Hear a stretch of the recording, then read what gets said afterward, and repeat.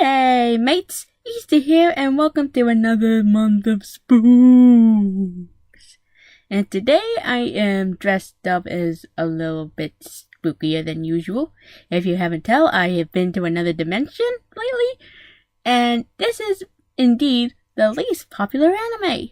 And it's called The Gregory Horror Show. For those who don't know, it's an anime that had a pretty low rap. It has not been discovered for like years. For those who don't know, which I assume will be most of you, it's a 3D animated series with 88 episodes up to 2 to 3 minutes long. It's also labeled as a horror anime said by the wiki, but it's a bit more of a horror comedy said to most. Oddly enough, this anime has 3 seasons, a video game for the PS2, a manga series, and a spin-off series. And still, no anime fan knows this anime. It's a shame too. After watching this, I found it creepy, charming, and hilarious at the same time. It's a roller coaster of fun, and I suggest all ages could watch it, as long as you don't mind some of the dark humor that has been presented in this show. I suggest have parental guidance. And what I'm going to be more focused on in this anime is the binge-watching whole aspect that's pretty much short. When I mean short, like I have seen all 3 seasons in one day. That's how short it is. And it's also short enough for me to watch the side series, which we'll get to that in a moment. It's free to watch on YouTube as well, so look at it yourself, and come back and watch this review if you're done. In the first series, which is labeled The Nightmare Begins, it's where you're looking through the perspective of a businessman who has taken the train home until he ended up in a place called the Gregory House, which is some form of rundown inn. The first episode scared me 3 times. Of course, we met Gregory himself, the one who will put you all sorts of miseries while meeting a lot of guests in the process. Oddly enough, when I was researching this, in the Japanese dub, Gregory was played by Chaplin, who played Ulbrich in Berserk and Harrison in Cowboy Bebop. In the English version, however, he has been played by Dave Petit. Those who know him in Hanzeki in Inuyasha and Hercule, Ox King, Mr. Popo, Dr. Mew, Shenron, and Turtle from Dragon Ball. Yes, all of that. Gregory, always seen as a mysterious character. He doesn't try to kill you, but he tries to test you while you explore the house in your own pace. He is funny, crazy, untrustworthy, and a mama's boy. He's one of those characters, ladies and gentlemen. Feel pity on him.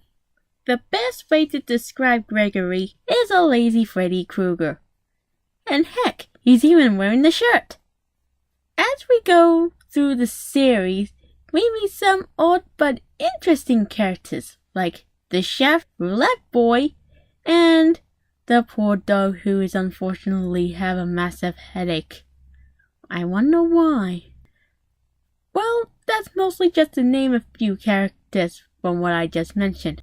But for some reason, throughout this whole series, 4 characters stood up for me. And yes, even more than Gregory himself. The first character I like to mention is Gregory's mother, which is played by Michelle Amano. I hope that's how you pronounce that name. But for some reason there is no Japanese voice actress for this character. Only American voice actors have been mentioned. This character is like my mother, overreacting if been called ugly, and is very controlling. What I found interesting about her is the fact that she needed to eat souls to stay young. Yeah, You'll look younger than a tortoise, that's for sure. And I feel so sorry for Gregory had to put up with her. The next character is Neko Zombie, played by Chris Runnell in the English dub and Naomi Nagasawa in the Japanese dub. This character I feel pity for. He was a very sweet kitty until somebody came in the middle of the night and sewed everything shut, its ears, its eyes, and its mouth. And we do know the culprit. It was Gregory. We know you did it, Gregory, you stupid rat. This little guy is always hungry, and he couldn't help to eat mobile phones.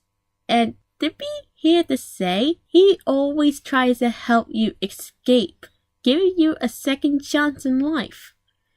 And as we all know, it's heartbreaking knowing this soul cannot escape this house, but yet is willing to sacrifice himself to be sure you can go home. And I love this character to bits. Not only is a cat, but he's very loyal. More than I can say for the rest of the characters on this list. Next up is somewhat a more judgmental character called Judgment Boy. In the Japanese dub, he's been played by 3 other Japanese voice actors, and in the English, he played by only 2, while Golden Boy has been played by Steve Olsen, who also played the little tiny phone in the series. Judgment Boy's job throughout this series seems a little bit, on the nose. He will pass judgment like a lawful judgment scale, and he will judge anyone by telling them a scenario which involves a choice.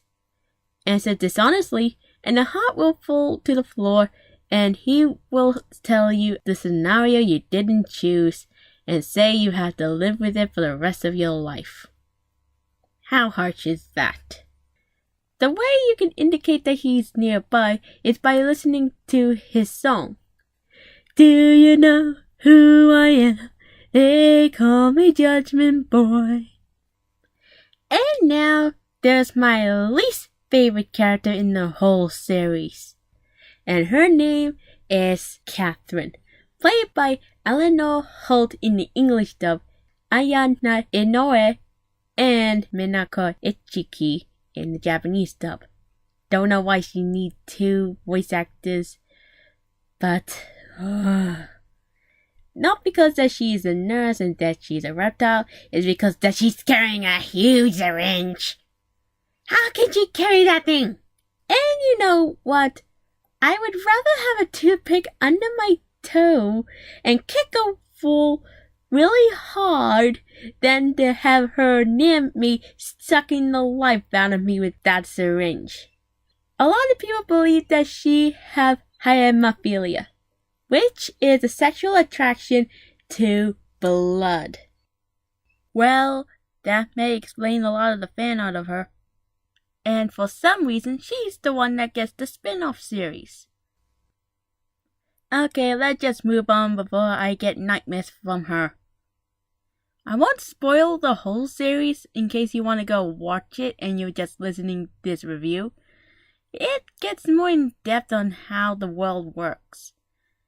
Apparently, Gregory House is supposed to be an escape from reality. And if you're unlucky, they'll take your soul and feed you to Mama. Yeah, that's the type of place you have to deal with. The second series, called Second Guess, you are in the perspective of a woman who was heading home, and then the story continues from there. Through the most part, I find this season more interesting than the others, but not on my personal favorite. The last season, The Lost Train, is where we have Gregory as the main character this time. Yay! And this series follows Gregory as he goes on an adventure on the train to get away from home. And then we got a spin-off series which we talked about, called The Blood Crate, where we follow Catherine as she's trying to find someone to love her. And that's basically The Gregory Horror Show. So that's the review, and I hope you enjoyed it. Hope I am fair with this one. And if you'd like to go see The Gregory Horror Show, again, it's free on YouTube. You can go watch it, including the side series Blood Crate. Thank you for watching, and I will see you all next time. Stay on 150, my friends!